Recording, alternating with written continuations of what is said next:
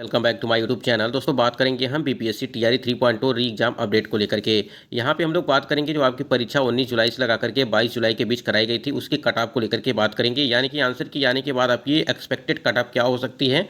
वो पीआरटी की 6 to 8, 9 to 10 और 11 to 12 की किसके नंबर कम होंगे और किसके बढ़ेंगे, इसको लेकर के बात करेंगे। जैसा कि आपको पता है कि पहले से भी कि 65% जो आरक्षण वाला मामला चल रहा था उसको अब पूरी तरह से क्लियर कर दिया गया है, यानी कि हाई कोर्ट के द्वारा जो यहाँ पे फैसला पहले सुनाया गया था और जो सुप्रीम कोर्ट में मामला चल रहा था, सुप्रीम कोर्ट ने उसी फैसले को बरकरार रखा, यानी कि यहाँ पे हाई कोर्ट के फैसले को। लेकिन इसकी विस्तृत जो सुनवाई है वो आपको 10 सितंबर 2024 को आपकी कराई जाएगी। लेकिन यहाँ पे हम लोग कट ऑफ से संबंधित बात करेंगे कि किसके नंबर यहाँ पे कम होंगे और किसके जो है बढ़ेंगे, इसको लेकर के वीडियो पर बने रहिएगा लास्ट तक, और जो भी जानकारी आपको दी जाएगी सटीक एवं सही दी जाएगी। वीडियो को भी लाइक शेयर कर दीजिएगा और चैनल पर पहली बार विजिट किए तो चैनल को भी सब्सक्राइब करके बेल आइकन को प्रेस कर लीजिएगा, जिससे हर एक लेटेस्ट अपडेट आपको समय से मिलती रहेगी। सबसे पहले यहाँ पे कट ऑफ जानने से पहले कि यहाँ पे देखिए कि बिहार में बड़े पैमाने पर बहाली का अब रास्ता साफ हो गया है। अब 50% आरक्षण रोस्टर के आधार पर बिहार में वैकेंसी भी निकलेगी, जिसको लेकर के सभी विभाग ने तैयारियां वो शुरू कर दी हैं। तो यहाँ पे चीज़ें आप समझ लीजिए, ये 50% जो है आपका जो आरक्षण वाला था, यानी कि आरक्षण संबंधित, यानी कि इसमें ईबीसी, एससी, एसटी और बीसी कैंडिडेट हैं, और उसके बाद से जो आपका 10% ईडब्ल्यूएस वाले कैंडिडेट हैं, यानी कि इसको मिला करके 60% ये आरक्षण से संबंधित था पूरा, और उसके बाद 40% जो है ओपन सीट है, यानी कि जो अन्य जनरल कैटेगरी की आप देख रहे हैं वो सीटें हैं, ओपन सीट है, कोई भी कैंडिडेट यहाँ पे उस पर फाइट कर सकता है।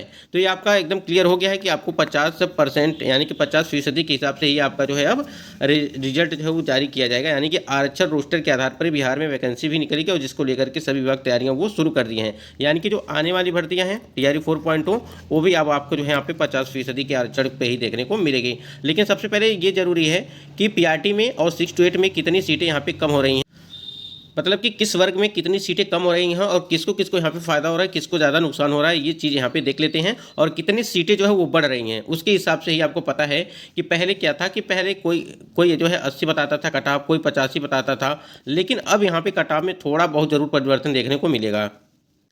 स्क्रीन पे आप देख पा रहे हैं कि बीपीएससी टीआरई 3.0 का जो री एग्जाम कराया गया आपका, उसका जो पीआरटी का यहाँ पे रोस्टर दिया गया है, यानी कि पहला यानी कि पुराना जो रोस्टर है वो देखिए यहाँ पे, क्योंकि एक हफ्ते के अंदर इससे जो है परिवर्तित करके जो है सीटों में जो है काफ़ी ज़्यादा परिवर्तन देखने को मिलेगा।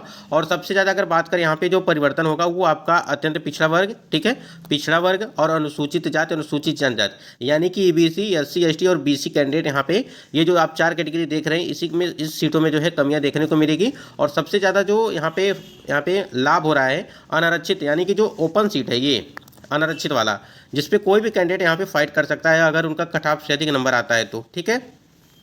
अगर यहाँ पे हम सामान्य वर्ग की बात करें, ठीक है, यानी कि विषय जो यहाँ पे दिया गया है कि सामान्य उर्दू बांग्ला, तो सामान्य यानी कि अनारक्षित वर्ग में इसमें देखिए कि 2900 आपका जो है 76 सीट दिया गया है, 2976 सीट। उसके बाद से अगर यहाँ पे 40% के हिसाब से इसको बढ़ाएंगे आप तो शायद आपका जो है 4744 करके आएगा, यानी कि 4744 यहाँ पे आएगा। इसी प्रकार यहाँ पे देखिए ईबीसी के लिए यहाँ पे कितना, ईडब्ल्यूएस के लिए अगर यहाँ पे बात करें तो 10% के हिसाब से तो यहाँ पे सीटें जो रखी गई हैं वो सही हैं, यानी कि 1184 रखी गई है तो 1186 हो जाएगी आपकी, अगर यहाँ पे चीज़ें देखी जाए तो। उसी प्रकार यहाँ पे ईबीसी की अगर बात करें तो ईबीसी में आप देख पा रहे हैं कि 29 सीटें, अब यहीं से सीटें आपकी घटना चालू हो जाएंगी, ये चारों वर्ग में आपकी सीटें कम होंगी, इस बात को ध्यान रखिए। यहाँ पे क्या है कि देखिए यहाँ देखिए 2965 सीटें हैं, यानी कि अत्यंत पिछड़ा वर्ग में ईबीसी में तो 2965 सीटें हैं। तो इस हिसाब से अगर देखेंगे कि जो पहला इनका था, यानी कि ईबीसी का जो पहले आरक्षण था वो 18 था, लेकिन जब नया आरक्षण था तो वो 25 कर दिया गया था, तो अब ये 25 नहीं रहेगा, ये 18 पे बनेगा, ठीक है। यहाँ पे 18% के हिसाब से जो है यहाँ पे सीटों को रखा जाएगा।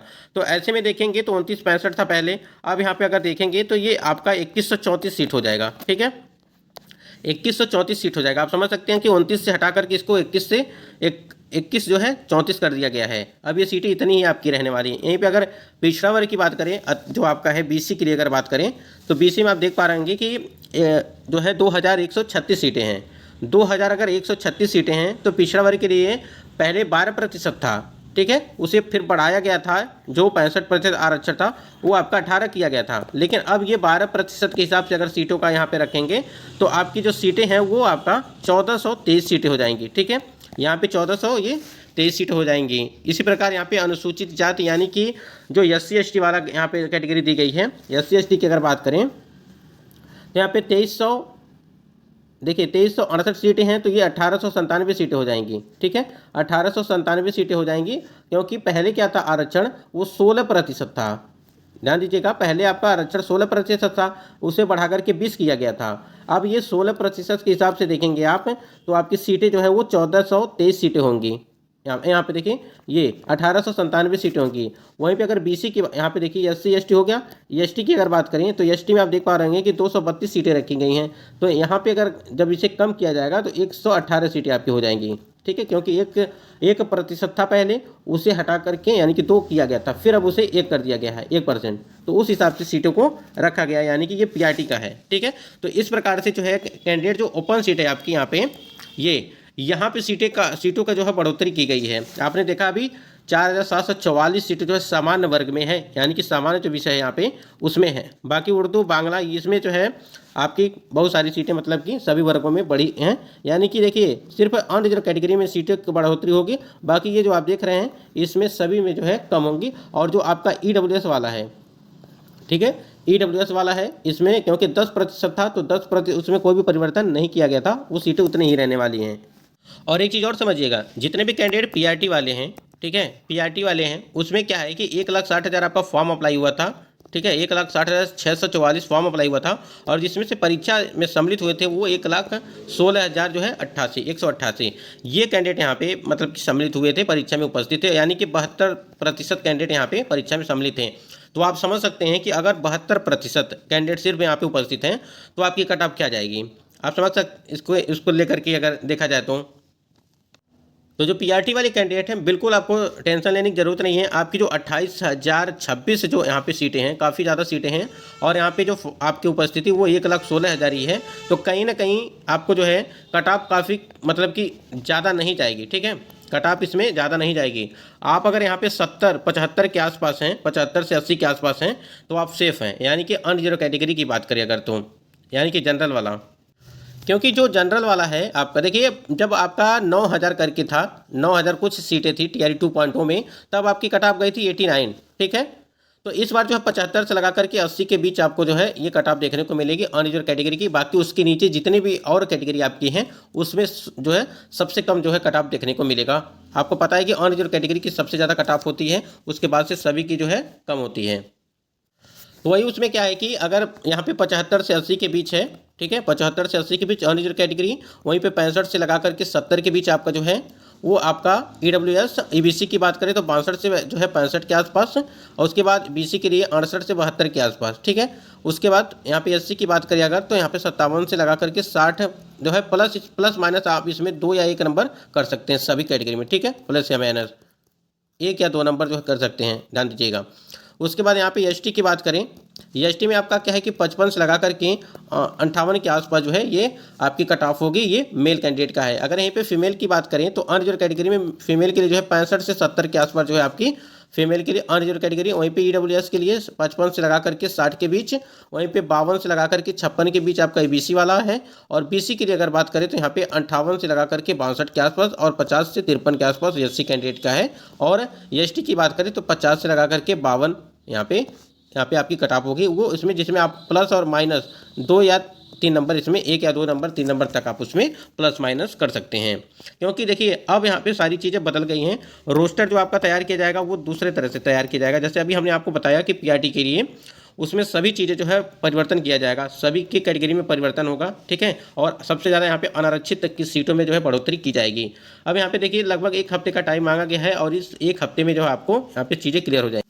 तो यहाँ पे आपको कुछ ज़्यादा सोचने समझने की ज़रूरत नहीं है, बिल्कुल आप निश्चिंत रहिए। अब यहाँ पे कुछ कैंडिडेट का सवाल है कि आंसर की जो है कब तक जारी की जाएगी। आपको पता है कि जुलाई के लास्ट तक, ध्यान दीजिएगा, जुलाई के लास्ट तक जो है बात कही गई थी, जो कि बीपीएससी के चेयरमैन मनु भाई परमार जी के द्वारा ये बातें कही गई थी कि आपकी आंसर की जुलाई के लास्ट तक दे दी जाएगी, और रिजल्ट जो है 15 अगस्त तक जो है दे दिया जाएगा। बाकी 15 अगस्त तक रिजल्ट, यानी कि अगस्त के तीसरे सप्ताह में, आप लोगों ने न्यूज़ देखा होगा, तीसरे सप्ताह में जो है बात की गई है कि आपका जो रिजल्ट है वो दे दिया जाएगा। यानी कि तैयारियां चल रही हैं, यानी कि आपकी जल्दी 1 से 2 दिन के अंदर आपकी आंसर की भी जारी कर दी जाएगी, साथ ही साथ आपकी ओएमआर सीट। देखिए अब यहाँ पे आंसर की और ओएमआर सीट का मामला समझिएगा।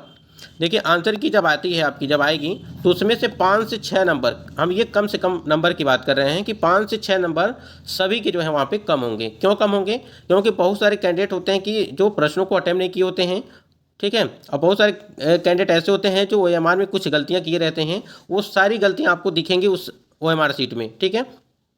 तो बिल्कुल आप निश्चिंत रहिए। और जो आप लोगों ने यूट्यूब चैनलों से मिलाया हुआ है अपना आंसर की, उसमें मिलाने में और जो आयुक्त का आंसर की रहेगा उसमें मिलाने में काफ़ी आपको अंतर देखने को मिलेगा। लगभग 10-10 नंबर का अंतर देखने को मिलता है, ठीक है। यानी कि 8 नंबर, 9 नंबर, 10 नंबर तक का आपको अंतर देखने को मिलेगा। इसलिए आपको थोड़ा सा इंतजार कर लेना चाहिए कि आंसर की जो आएगी, यानी कि जो BPSC आयोग के द्वारा आंसर की आएगी उससे मिलाएंगे तो सारी चीज़ें क्लियर होंगी। हाँ, अगर उसके मिलाने के बाद आपको लगता है कि किसी प्रश्नों के जो आंसर्स हैं वो गलत दिए गए हैं आयोग के द्वारा, तो आप उस पर आपत्ति भी कर सकते हैं और उसके लिए आपको टाइम भी दिया जाएगा। बिल्कुल निश्चिंत रहिए। और जितने भी PRT वाले कैंडिडेट हैं यहाँ पे, उनका यहाँ पे सभी को फ़ायदा, देखिए चाहे वो PRT के रहें, चाहे 6 to 8, चाहे 9 to 10 या 11 to 12, सभी को फ़ायदा होगा यहाँ पे, क्योंकि कट ऑफ अब उतना नहीं जाएगी। आपने देखा कि 72% लोग ही सिर्फ परीक्षा में सम्मिलित थे, यानी कि PRT में, ठीक है। और एक बात और है कि आपका जो मल्टीपल रिजल्ट दिया गया है, जो आपका मल्टीपल रिजल्ट देने की बात कही गई है, जैसे आपका TRE 1, TRE 2 और TRE 3 में भी होने जा रहा है, तो वही चीज़ फिर से लागू की जा रही है, यानी कि TRE 3 में भी कि मल्टीपल रिजल्ट दिया जाएगा, जो कि ये नहीं होना चाहिए। 1 कैंडिडेट 1 रिजल्ट होना चाहिए, क्योंकि सीटें तो खाली रह जाएंगी और जो योग्य कैंडिडेट है वो वहाँ पे नहीं सिलेक्ट हो पाएंगे। तो ये चीज़ें कहीं ना कहीं एक तरह से गलत है। अगर 1 कैंडिडेट 1 रिजल्ट दिया जाता है तो वो सही रहता है, क्योंकि जो योग्य कैंडिडेट है उनको मौका फिर मिल जाता है और उनको जो है ज्वाइनिंग मिल जाएगी।